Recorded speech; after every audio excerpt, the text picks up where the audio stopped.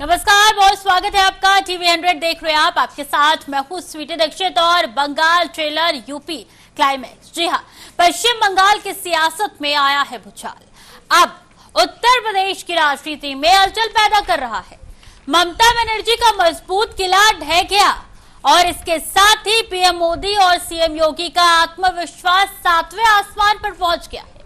लेकिन सबसे बड़ा सवाल, क्या बंगाल की ये जीत यूपी 2027 का ट्रेलर है या फिर यूपी की सियासत अपनी अलग पटकथा लिखने जा रही है? बंगाल में कमल सिर्फ खिला नहीं, बल्कि उसने ये संदेश दे दिया है कि सियासत में कोई भी किला अजय नहीं है। अब नजरें यूपी पर है, जहां मुकाबला और भी दिलचस्प है। एक तरफ बीजेपी जो संगठन नेतृत्व को मोमेंटम के दम पर आगे बढ़ा रही है, तो दूसरी तरफ अखिलेश यादव जो सामाजिक समीकरण और गठबंधन के सहारे मैदान में है। तो क्या बंगाल की पटकथा यूपी में दोहराई जाएगी या फिर यहां समीकरण बदल देंगे सारा खेल? आज के डिबेट में हम इसी बड़े सवाल का जवाब तलाशेंगे।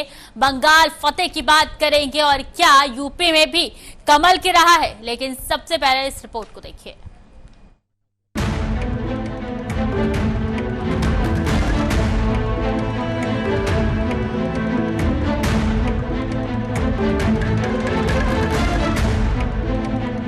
बंगाल, जहां कभी दीदी का दबदबा टूट मारा जाता था, वहां अब कमल खिल चुका है।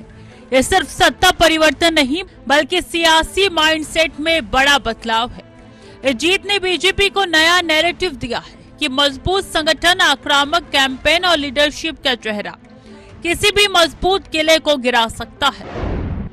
बंगाल में बीजेपी की ऐतिहासिक जीत, ममता बनर्जी का किला ढहा, मोदी योगी का बड़ा आत्मविश्वास।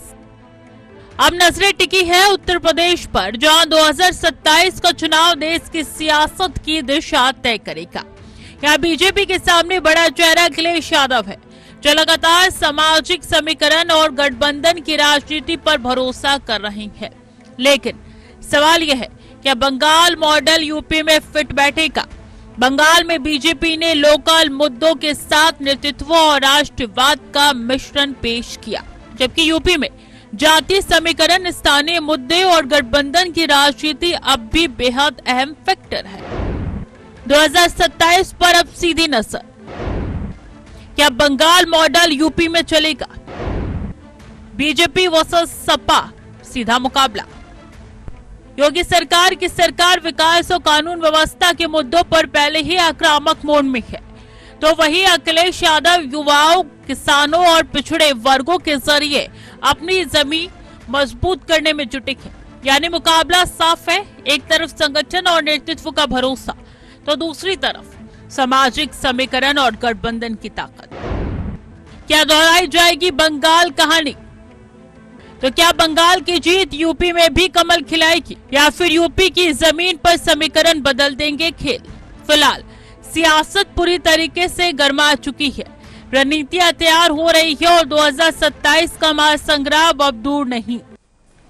तो क्या बंगाल का मॉडल यूपी में भी चलेगा? इसी सवालों के जवाब आज तलाशेंगे। हमारे साथ तमाम मेहमान जुड़ चुके हैं। राजेश शुक्ला राजनीतिक विश्लेषक है, दारा सिंह यादव सपा नेता है, शिव सिंह भारती बीजेपी प्रवक्ता है। सबसे पहले मैं आपके पास आऊंगी राजेश शुक्ला जी, क्या लगता है कि जो गणित, जो रणनीति पश्चिम बंगाल में अपनाई गई है, क्या वही यूपी मॉडल में अपनाया जाएगा और इस बार यूपी फतेह का ये सिर्फ एग्जाम्पल है? अनम्यूट करके फिर अपनी बात रखिए। हेलो, आवाज आ रही? जी, बात रखिए। देखिए ममता जी, मैं आपको बहुत बधाई देता हूं, देश को बहुत बधाई देता हूं, क्योंकि ये पश्चिम बंगाल एक प्रांत का चुनाव नहीं था, ये राष्ट्रवाद का चुनाव था। और पूरे देश ने, जिस तरीके से पूरे देश को चिंता हो रही थी कि ये चुनाव किस तरफ जाएगा, बांग्लादेश एक और बनने जा रहा था, इसको रोका है बंगाल की जनता ने। मैं बहुत बधाई देता हूं बंगाल की जनता को, कोटि कोटि प्रणाम करता हूं कि उनका सही निर्णय हमारे राष्ट्र को एक मार्ग पर लेकर गया है और इसके लिए मोदी जी की विशेष बधाई के पात्र हैं और अमित शाह जी बहुत बधाई के पात्र हैं, सुनील बंसल जी बहुत बधाई के पात्र हैं, और उत्तर प्रदेश के मुख्यमंत्री की बड़ी भूमिका रही वहां पर, जिन्होंने उत्तर प्रदेश का संदेश वहां दिया और लोगों ने उस पर विश्वास किया है। बहुत बधाई है देश को। ठीक है, दारा सिंह यादव जी, जिस तरीके से यूपी में सत्ता बदली, माफ कीजिएगा, जैसे बंगाल में सत्ता बदली, क्या यूपी में भी बदलाव तय है? देखिए, सबसे पहले तो आपकी टीम को और आपके दर्शकों को नमस्कार। टीम में बैठे हुए जो वक्ता हैं उनको भी नमस्कार। देखिए, भारतीय जनता पार्टी जिस तरह से कह रही है कि वहां पर हम चुनाव लड़े, तो मैं कह रहा हूं कि पश्चिम बंगाल में चुनाव हुआ ही कहां। पश्चिम बंगाल में तो आक्रमण हुआ था। कैसे? और जहां आक्रमण होगा हथियारों के साथ, बंदूकों के साथ, तोपों के साथ, और एक महिला को हराने गए थे, एक नारी को हराने गए थे वहां पर। एक तरफ महिला नारी सशक्तिकरण की बात करते हैं, महिला सम्मान की बात करते हैं, दूसरी तरफ भारतीय जनता पार्टी के पूरी सेना, सोचिए कि देश के सभी जहां जहां इनके मुख्यमंत्री हैं, वहां के डीएम हैं, वहां के मंत्री हैं, सबको तो लगा दिया आपने, तो आप चुनाव कहां लड़े? लेकिन वोट तो जनता ने डाला ना सर, वोट तो जनता ने डाला, बीजेपी के कार्यकर्ता ने नहीं डाला। जनता के जो वीडियो आए हैं वो भी, उसका भी जिक्र होना चाहिए ना। कि आप बताइए, जो कमजोर थे, जो मजलूम थे, जिनके यहाँ से कोई मतलब निकल नहीं सकता था, उनके घर के सामने आप फोर्स लगा दोगे, AK-47 लेके खड़े रहेंगे, तो आप बताइए कौन जाएगा वोट डालने? तो कैसे डालने जाएगा? तो वो अपनी लंबी लंबी कतारें नहीं देखी पोलिंग बूथ पे? वो सब खरीदे हुए थे क्या? देखिए, अच्छा एक बात बताइए, हाथी के 2 दांत होते क्या? जो लंबे लंबे दांत होते क्या हाथी उससे खा लेता है क्या? कि क्या आपने पोलिंग बूथ पे कतारें नहीं देखी? बात यह था कि लोग सब वहां पर लोकतंत्र की हत्या हुई है। संविधान को ना मानने वाले लोग जो राजतंत्र को मानते हैं, जो राजा पर भरोसा करते हैं, जो जनता पर भरोसा नहीं करते हैं, वो लोग जाकर वहां पर आक्रमण किए थे एक रानी को हराने के लिए। अगर वो चुनाव लड़ते, ईमानदारी से अगर चुनाव उनको लड़ना ही था, तो मैं कहता हूं अपने काम गिनाते वहां पर। और मैं अभी कह रहे थे, कुछ भारतीय जनता पार्टी के कुछ वीडियो आ रहे हैं, कह रहे कि हमने बंगाल गए तो वहां पर मछली चावल खाए। तो उत्तर प्रदेश में भी चुनाव 2027 का आ रहा है। क्या यहाँ पर तो कुछ लोग मुर्गा भी खाते, कुछ लोग मछली भी खाते, कुछ लोग बकरा भी खाते, और कुछ लोग हमने देखा सुअर खाते। क्या यहाँ सुअर भी खाएंगे क्या भाजपा वाले? ठीक है, आप कह रहे हैं कि यहाँ पे लोकतंत्र की हत्या हो, लेकिन सही से एक सवाल का जवाब दीजिएगा। जहां जहां चुनाव होते हैं, क्या समाजवादी पार्टी मैदान में नहीं उतरती? यूपी में चुनाव है, समाजवादी पार्टी मैदान में नहीं जाएगी, अपने नेताओं को खड़ा नहीं करेगी, प्रमुख चेहरों को खड़ा नहीं करेगी। मैं तो ये कह रहा हूं कि चुनाव कराए ही ना, सीधा घोषित कर दे कि पूरे देश में भारतीय जनता पार्टी है। क्यों फर्जी ये पैसा बर्बाद? नहीं, ये ऐसे नहीं होता है। तो फिर चुनाव भी वैसे होना चाहिए ना जिससे जनता का हित होता है। चुनाव भी तो वैसे हो। मैं ये जानना चाहता हूं कि जब आप चुनाव लड़ते थे, विपक्ष में थे, तब तो कोई शोर शराबा, कोई हंगामा, कोई फोर्स नहीं लगाते थे। और अब मैं कह रहा हूं, बंगाल में जितनी फोर्स आपने वोटरों को धमकाने के लिए लगाई थी, आप उतनी कभी बॉर्डर पे लगा दिया करो, वहां पर भी लगा दिया करो। हमने देखा कि जम्मू कश्मीर में जब इनका चुनाव इन्हीं के प्रत्याशी लड़ते हैं, वहां पर इतनी सिक्योरिटी नहीं लगाई जाती।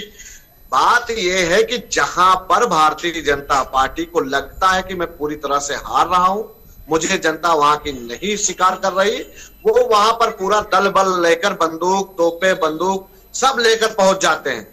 मैं कह रहा हूं कि अगर भारतीय जनता पार्टी वाले सच्चे राष्ट्रहित हैं, सच्चे सनातनी हैं, सच्चे राम भक्त हैं, तो पहले चरण और दूसरे चरण में वो हिंसा की तस्वीरें नहीं देखी आपने? रिजल्ट के बाद से वो कुर्सियों की तोड़फोड़ नहीं देखी? वो लहूलुहान व्यक्तियों को नहीं देखे? मैंने देखा वो भी वीडियो देखे जो कल ही जलाए गए। बोल दीजिए यही से बने हुए वीडियो है। अच्छा, यही हो गया? अरे यही तो हम सुनना चाह रहे थे मैडम आपसे। कह रही हूँ, आप बोल देगा विपक्ष के AI से बना हुआ वीडियो। इसका जवाब अगर मैं ज्यादा दूंगी तो आप कहेंगे मीडिया बीजेपी की हो गई है। ठीक है, कोई बात नहीं, मैं आऊंगी आपके पास। रुकिए, आपके सवालों का जवाब ले लूं मैं। शिव सिंह भारती जी, क्या ये सच्चाई है? यानी कि ये साफ तौर पर नजर आता है कि बीजेपी अब धमकाने और भड़काने में विश्वास रखने लगी है। सपा का आरोप है चुनाव होना ही नहीं चाहिए, सीधे डिक्लेयर होना चाहिए कि बीजेपी जीत गई। दारा सिंह जी शायद भूल रहे हैं कि उत्तर प्रदेश में मुलायम सिंह जी मुख्यमंत्री थे और उसके बाद PN शेषन जी के नेतृत्व में चुनाव हुआ। और तब सीआरपीएफ लगी थी उत्तर प्रदेश के अंदर, और दलित, शोषित, वंचित समाज, पिछड़े वर्ग के लोगों ने खुलकर वोट डाला था और सत्ता परिवर्तन हुआ था। तब बसपा की सरकार ने, भाजपा की सरकार नहीं थी, बसपा सरकार आई। निश्चित तौर पर जब चुनाव में सारी लोगों की भागीदारी होती है तो जो अराजक तत्व हैं उनके खिलाफ लोग निकल के वोट करते हैं। ये शायद भूल गए, ये जो कह रहे हैं कि धमकाया गया, वोट नहीं निकलने दिया गया, ये शायद पश्चिम बंगाल के वोट ऑफ परसेंटेज को उन्होंने नहीं देखा, कितने वोट ऑफ परसेंटेज रहा बंगाल का। पर वोट तो खरीदे हुए हैं, डराए धमकाए हुए हैं लोग, वोट खरीदे हुए हैं सर। नहीं, अरे खरीदे हुए तो वोटर को खरीद लिया, तो ये ममता बनर्जी क्या कर रही थी वहाँ? अगर ये भारतीय जनता पार्टी पर आरोप लगाते हैं, इनका कहना सिर्फ इतना कि भारतीय जनता पार्टी हारती क्यों नहीं है, भारतीय जनता पार्टी जीतती क्यों चली जा रही है। ये अपने आप मुस्लिम तुष्टीकरण की राजनीति करते हुए भूल जाते हैं कि बहुसंख्यक समाज इस देश में रहता है, उसको अपनी पूजा पद्धति करने का भी अधिकार नहीं है। वहाँ जय श्री राम, छोटे छोटे बच्चे अगर बोल देते हैं जय श्री राम तो उनको उठाकर फेंक दिया जाता है। वहाँ का मुस्लिम समाज उनको धमकाने का प्रयास करता है। क्यों? जो पूजा कर रहे हैं वो पूजा करेगा, जो नमाज पढ़ रहा है वो नमाज पढ़ेगा, जो प्रेयर कर रहा है वो प्रेयर करेगा। जरूरी थोड़ा है कि सभी पूजा करें। तो सारे लोगों को करने दिया ना, सारे लोगों को थोड़ा पूजा कराई जा रही है। 2011 में एक वर्डिक्ट आता है एक मंदिर को खोलने का, उसमें पूजा विधिवत रूप से कोर्ट कहता है 2011 से उस मंदिर को अभी तक खोला नहीं गया। कल जाके सारे लोगों ने वहाँ पूजा पाठ किया। आप समझिए, कोर्ट भी धराशायी है वहाँ पर तो कोर्ट के नियम भी नहीं माने जाते, संविधान भी नहीं माना जाता है। तो ऐसे में जब आप एक बड़े वर्ग को दबाने का प्रयास करेंगे तो निश्चित तौर पर 3-4 बार ममता बनर्जी वहाँ की मुख्यमंत्री रही है, लोगों ने बहुत देखा वहाँ, लेकिन उसके बाद भी अगर उनकी कार्यशैली में सुधार नहीं हुआ तो परिवर्तन आया। जो वर्डिक्ट आया निश्चित तौर पर ये जनता का वर्डिक्ट है और सारे लोगों ने खुलकर वोट किया, राष्ट्रवाद के नाम पर वोट किया है। मैं निश्चित तौर पर फिर कह रहा हूँ कि भारतीय जनता पार्टी का सबका साथ और सबका विकास का जो नारा है वो आज परिलक्षित होता दिखाई देगा और निश्चित तौर पर आने वाले समय में जो बंगाल होगा उसकी तस्वीर और अलग होगी। ठीक है, मैं आऊंगी आपके पास, राजनीतिक विश्लेषक भी हमारे साथ जुड़े, लेकिन दारा जी फटाफट इसका जवाब दे दीजिए। देखिए, भारतीय जनता पार्टी जो 52 साल अपने कार्यालय में जो आरएसएस का प्रमुख जो है की भूमिका जहां से होती है वहां पर तिरंगा नहीं लहराए और ये राष्ट्रवाद की बात करते हैं। किस हक से, किस अधिकार से आप राष्ट्रवाद की बात करते हो? जिस देश को मजबूत करने का काम देश के प्रधानमंत्री जी को करना चाहिए, जब यहीं पर 2 हमले होते हैं तब आपके प्रधानमंत्री जी कुछ नहीं बोलते हैं राष्ट्र को लेकर। जब महिलाएं वहां आप देखा ना था सिंदूर पोछा गया था, तब आप सिंदूर घर घर देने जाने का काम किसने किया था? भारतीय जनता पार्टी ने। बस मेरी भारतीय जनता पार्टी से एक ही सवाल है कि आप इस देश के संविधान को मानते हैं? घर में झंडा फहराया आपने, अपने घर में झंडा फहराने का काम किया कभी आजादी के बाद से? इस देश में किस घर में? अरे हम लोग तो रोज झंडा फहराते हैं। सुनिए, आपने सुनिए, भारतीय झंडे को भी आपने बंद करके रखा, उसको छतों पर फहराने तक का भी अधिकार नहीं था। अब आप बात करते हैं आरएसएस कार्यालय पर नहीं फहराया गया। आरएसएस कार्यालय कोई सरकारी कार्यालय है? धुआं फेंकने लगे, कच्चा धुआं फेंकने लगे, धुआं फेंकने लगे, कच्चा धुआं। बस यही है, भारतीय जनता पार्टी पूरा बिगड़ा हुआ है जो सिर्फ धुआं फैलाता है। सुन तो लो, कितने लोग तुम्हारे नेता है बता दीजिए भारतीय जनता पार्टी में जो अंग्रेजों से लड़े थे, शहीद हुए थे, जरा बता दीजिए। और कितने भारतीय जनता पार्टी के लड़के जो देश के बॉर्डर पर शहीद हुए? हमारे 120 लोग चाइना वालों को इतनी दूर दौड़ा के आए थे, हमारे समाज के थे। और जानते हो, जब हमारे समाज का कोई शहीद होता है ना, पूरे देश में देख लेना, यादव समाज से लेकर अति पिछड़े समाज के लोग जितना देश के बॉर्डर पे शहीद हुए, आपकी भारतीय जनता पार्टी का कोई नहीं है। और क्या करते हो आप? उनको भी अपमानित करने का काम किया। दारा जी जो शहीद होगा वही भारतीयों का टैग लेगा क्या? मणिपुर में जवान की पत्नी थी, अरे आर्मी की जवान की पत्नी। ठीक है राजेश जी, मैं आपके पास आऊंगी।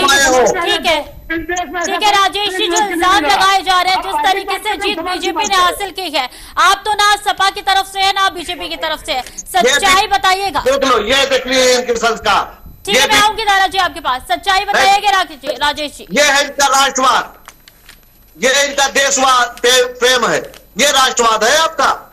इस पे क्या बोलोगे? ये किसके गुंडे हैं? ठीक है, झंडा किसका लिए घूम रहे हैं? राजेश जी से पूछ रहे थे। दारा जी शांत हो जाइए, दूसरों को भी सुनने दीजिए। दारा जी बहुत व्यथित हैं और मुझे लगता है कि ये चुनाव, बंगाल का चुनाव राष्ट्र अस्मिता का चुनाव है। समाजवादी पार्टी और भारतीय जनता पार्टी अगर इस पर अपने विचार व्यक्त करेगी पृथक, तो समाजवादी पार्टी को तब भी सत्ता जब हमारी सेना ने पाकिस्तान में जाकर लोगों को मारा, आतंकवादियों को नेस्तनाबूद किया। ये राजनीतिक विशेषज्ञ भी भाजपा के प्रवक्ता है, नहीं इनको भी भाजपा का स्क्रीन पर लिखिए, इनको भाजपा का प्रवक्ता भाई जो सच बताए वो भाजपा का प्रवक्ता, जो सच बताए वो भाजपा का प्रवक्ता। क्या बात करते हैं दारा सिंह जी, क्या बात करते हैं, क्या करते हो? सुन लीजिए, पहले दूसरों की बात सुन लीजिए, आपकी टर्न आएगी तो आप बोलिएगा। राजेश जी बात रखिए, ऐसे सबके बीच में बोलने से चर्चा संभव नहीं होती है। नहीं, शांत हो जाइए, शांत हो जाइए, मजबूरन आपकी आवाज गिरवानी पड़ सकती है। रखिए, अच्छे वक्ता के साथ राजेश जी बात रखिए। मैं अच्छा ही वक्ता हूँ, नियम से चलता हूँ। आप सुनिए, अब शक की गुंजाइश छोड़िए।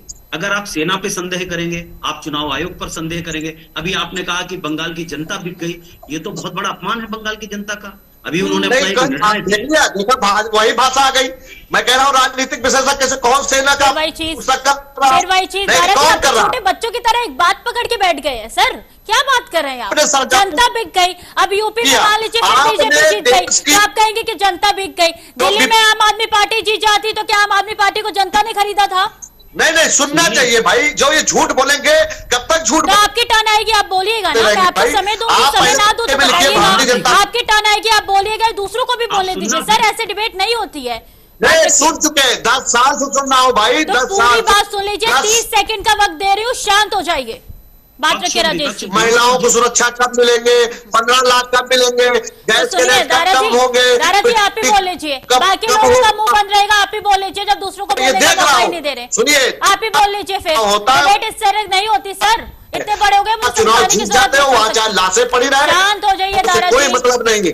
दलाली करना है तो भारतीय जनता पार्टी का झंडा पकड़ लीजिए, या राजनीतिक विशेषज्ञ बन के मत बैठिए। गुंडागर्दी का मूल्यांकन जनता कर चुकी है और इसका सबसे बड़ा प्रमाण पत्र आपके पास है।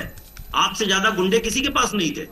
अगर आज का आप मूल्यांकन करेंगे भाई, हमारे पास गुंडे थे तो आप इतने बड़े कैसे हो गए? आप इतने बड़े कैसे हो गए? अगर हमारे पास गुंडे थे, बदमाश थे, तो आप सत्ता में कैसे आ गए? ये तो देखो, सत्ता में आप चुनाव से आए हो और जानते हो चुनाव सत्ता में आने के बाद दुरुपयोग कर रहे हो। अगर हमारे पास गुंडे थे तो आप सत्ता में कैसे आए? सवाल का जवाब दीजिए, घुमाइए मत, सवाल का जवाब दीजिए। अगर हमारे पास गुंडे थे तो आप सत्ता में कैसे आए?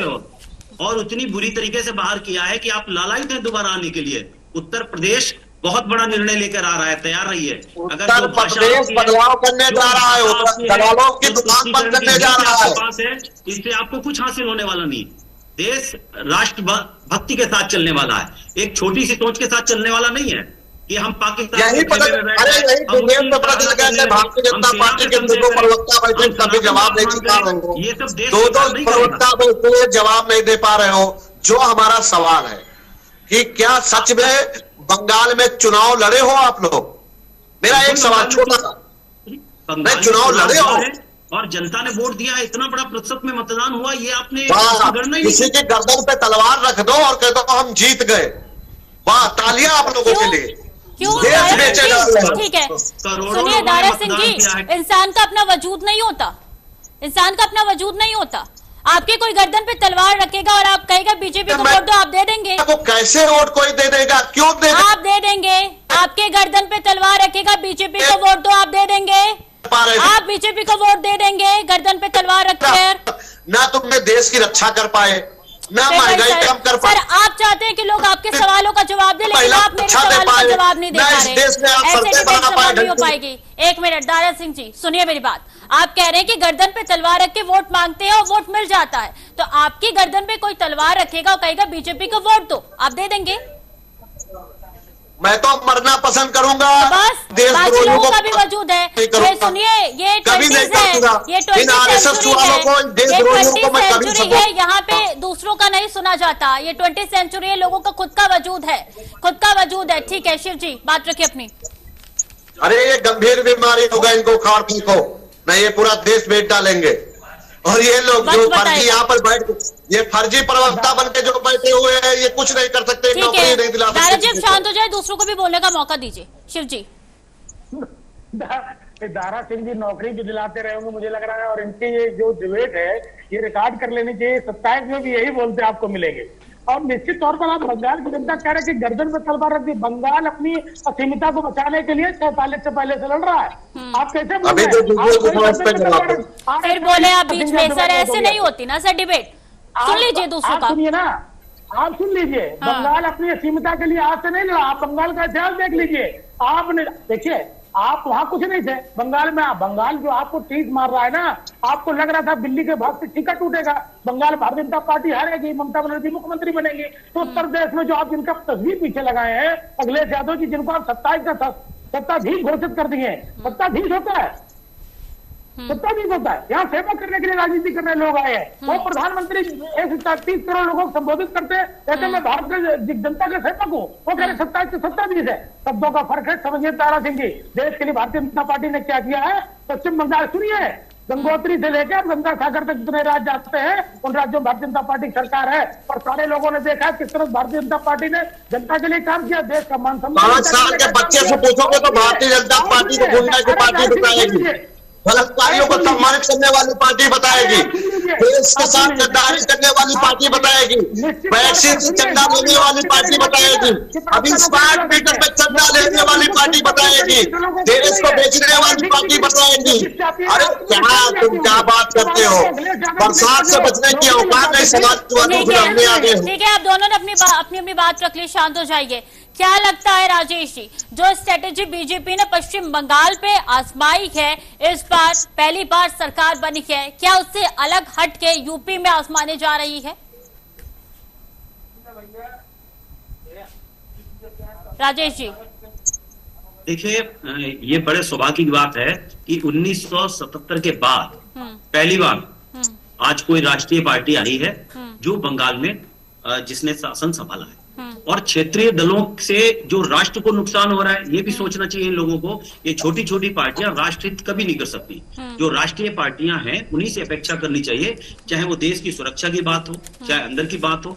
और सबसे बड़ी बात यह है कि जितना बंगाल का नुकसान क्षेत्रीय दलों ने किया है, चाहे वो वाम दलों की सरकार वहां पर रही हो, ममता जी ने किया हो, तो वहां की जनता ने जो वोट किया वो तुष्टीकरण या रोहिंग्यों को देखकर, विदेशी ताकतों को देखकर भी किया है। इसमें इनको जो पीड़ा हो रही है, इनका जो संरक्षण रोहिंग्यों का था, अब उन पर कार्रवाई होगी, कुछ बाहर किए जाएंगे। सबसे बड़ा दर्द यहाँ पर है। तो ये सबसे बड़ा दर्द है। और दूसरी चीज है कि भारतीय जनता पार्टी कुछ भी हो, अंदर देश में उनसे कई बार शिकायतें कई लोगों को हो सकती है, हमको भी हो सकती है, आपको भी हो सकती है, लेकिन राष्ट्र हित के मुद्दे पर भारतीय जनता पार्टी का जो निर्णय है, जो कार्यशैली है, वो सराहनीय है और उसको सबको सराहना चाहिए। यानी कि विपक्ष को कहीं ना कहीं चेंजेस करने की जरूरत है।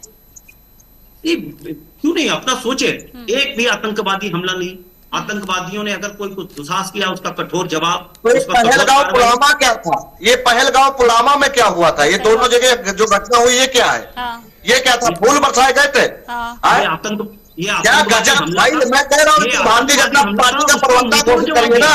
ये कहाँ से पिछले साल आतंकवादी हमला नहीं हुआ था क्या? क्या बात कर रहे हैं? देश में हमला था और उसका बदला लिया। हाँ, बदला लिया गया, लेकिन हमला हुआ ना सर। लिया कौन बदला लिया? झूठ बोल रहे हो यहाँ पर बैठ के। हमारी सेना और कौन बदला लेगा? आप लड़ने नहीं जाएंगे, हम नहीं जाएंगे। तुम्हारा प्रधानमंत्री झुक गया था, तुम्हारा प्रधानमंत्री हमारे देश की बहनों को विधवा बना दिया और बात करते हो। सोच है दादाजी, बदलिए अपनी सोच को। घटिया आपकी सोच है।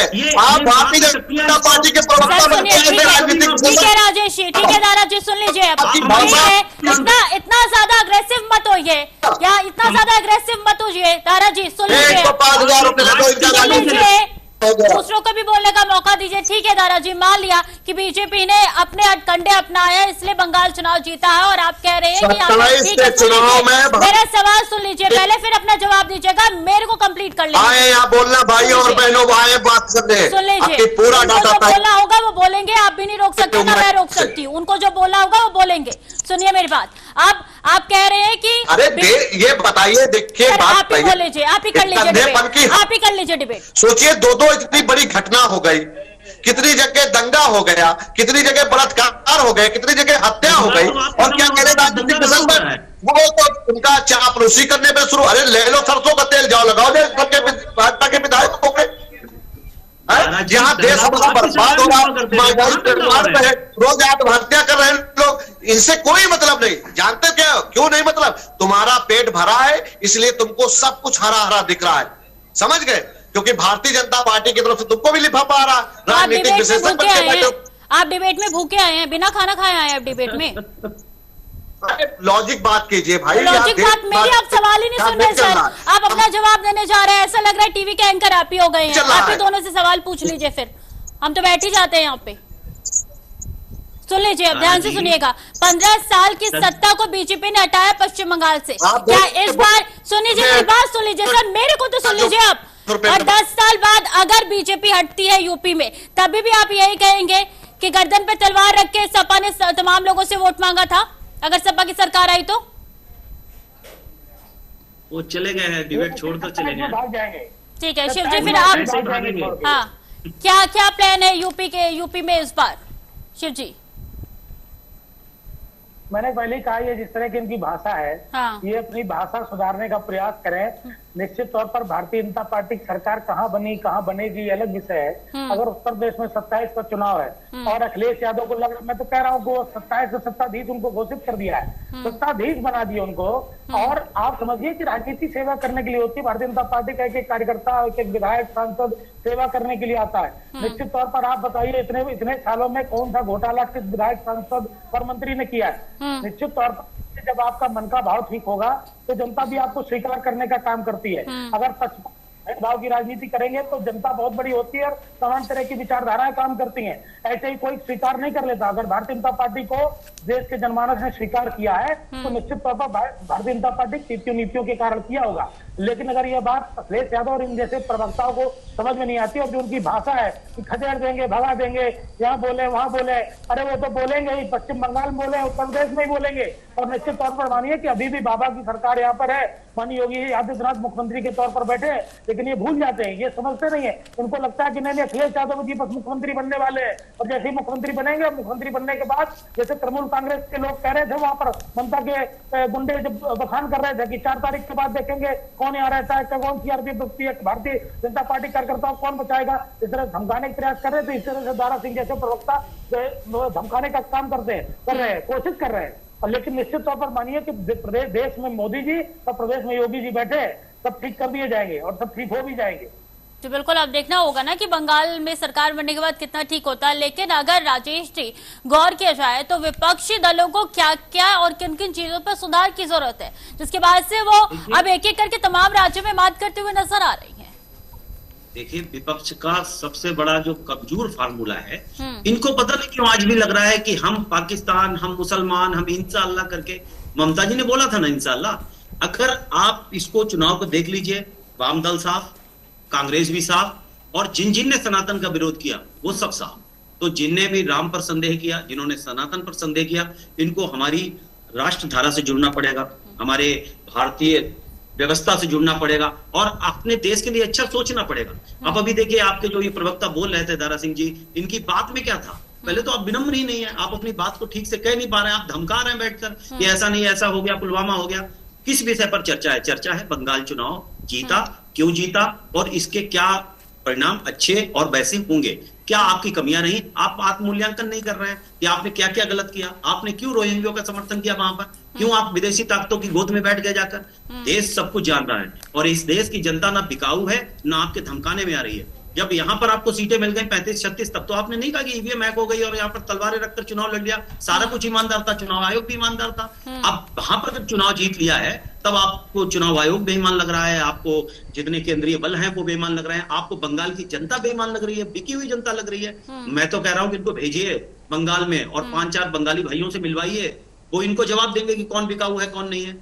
इनको आत्म मंथन करना चाहिए, यानी कि जहां हारे वहां की जनता को आप बदनाम कर दीजिए। यही आजकल जो है सियासत में देखने को मिल रहा है। राजेश शुक्ला जी बहुत बहुत शुक्रिया हमारे साथ जुड़े थे, शिव सिंह भारती जी बहुत बहुत शुक्रिया हमारे साथ जुड़े थे, दारा सिंह जी भी हमारे साथ जुड़े थे, बहुत बहुत शुक्रिया उनका भी। और ऐसे में अब माहौल काफी ज्यादा गर्माता हुआ नजर आ रहा है, क्योंकि अब बारी यूपी के चुनाव की है। बीजेपी और तमाम पार्टियां यूपी के रन को भेदने की कोशिश में अब लगती हुई नजर आएंगी। अब देखना होगा किस राह पे कौन सी पार्टी चलेगी और क्या हथकंडे अपनाती है। चलिए फिलहाल के लिए चर्चा में इतना ही। खबरें लगातार जारी है, दिखती रही TVN।